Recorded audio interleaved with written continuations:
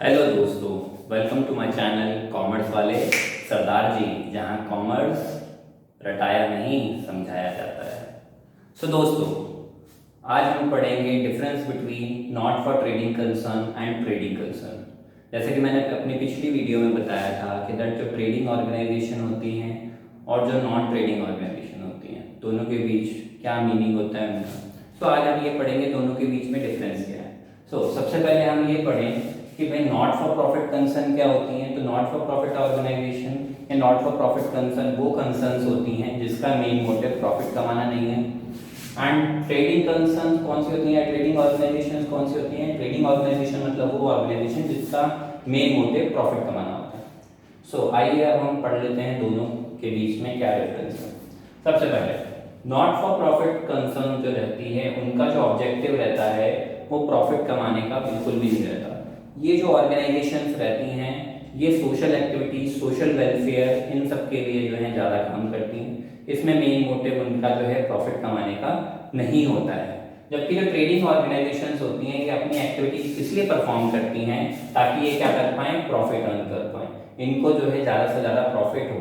इनका main motive ही maximise करना, किसको, प्रॉफिट को। प्रॉफिट मैक्सिमाइजेशन जो होता है वो मेन मोटिव होता है किसका, ट्रेडिंग कंसर्न का।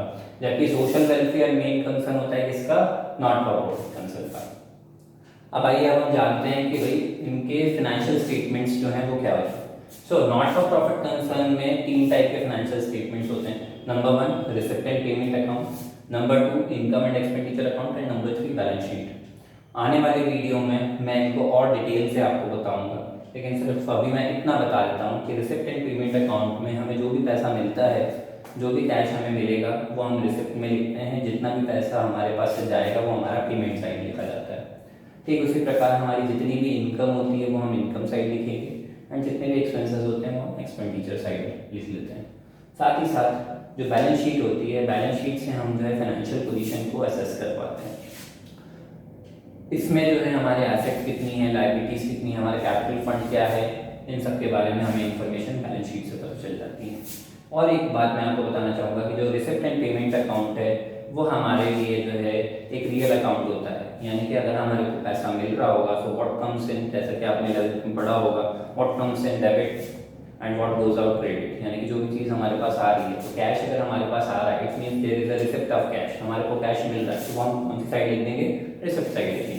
अगर हमारे पास से कैश जा रहा है it means there is a decrease in the cash, so what goes out, cash goes out, so वो हम पेमेंट साइड लिख देते हैं। ठीक उसी प्रकार इनकम एंड एक्सपेंडिचर अकाउंट जो होता है वो हमारे लिए नॉमिनल अकाउंट होता है। नॉमिनल अकाउंट जैसे कि आपको मालूम होगा कि जितने भी एक्सपेंसेस हैं, जितने भी लॉसेस हैं वो सारे हमारे डेबिट साइड आते थे एंड जितनी भी हमारी इनकम थी, गेन्स थे, वो हमारे क्रेडिट साइड आते थे।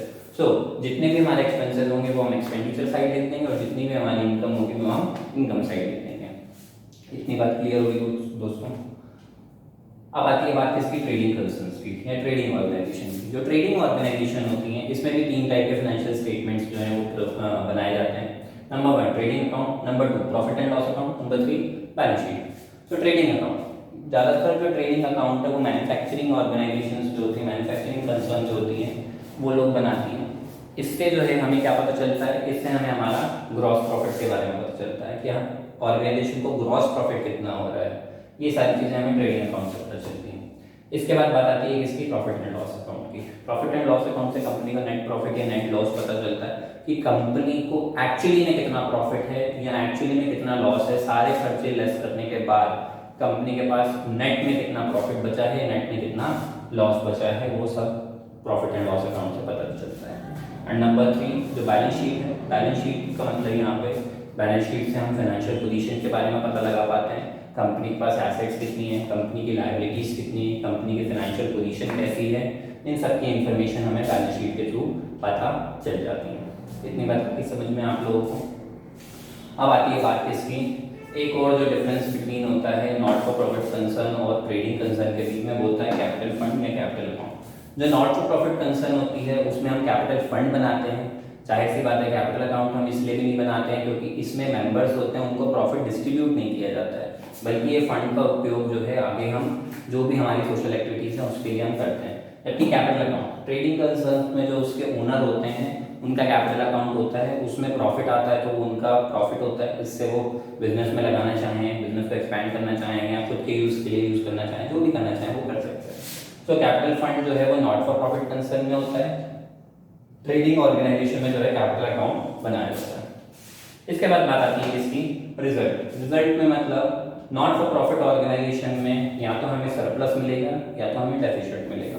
सरप्लस या डेफिसिट मतलब अगर हमारी इनकम जो है वो हमारे एक्सपेंसेस से ज़्यादा है, इट मीन्स कि हमें सरप्लस होगा। अब इसे हम प्रॉफिट क्यों नहीं बोलते हैं, जैसा कि आपको मालूम होगा कि नॉट फॉर प्रॉफिट कंसर्न जो रहती है उनका मेन मोटिव प्रॉफिट कमाना होता ही नहीं है। जब प्रॉफिट कमाना उनका मेन मोटिव ही नहीं है तो उनको प्रॉफिट कैसे हो सकता है। इसलिए अगर हमारी इनकम ज़्यादा है तो सरप्लस होगा, अगर हमारी इनकम कम है, एक्सपेंसेस ज़्यादा हैं तो हमें डेफिसिट होगा। लेकिन बात करें अगर हम ट्रेडिंग ऑर्गेनाइजेशन की तो उसमें प्रॉफिट भी होता है, लॉस भी होता है। यानी कि अगर हमारे नुकसान ज़्यादा हो गए, एक्सपेंसेस ज़्यादा हो गए, इट मीन्स कि हमें लॉस हो जाएगा, और अगर हमारी जो है इनकम ज़्यादा होगी तो इट मीन्स कि हमें प्रॉफिट हो जाएगा। इतनी बातें समझ में।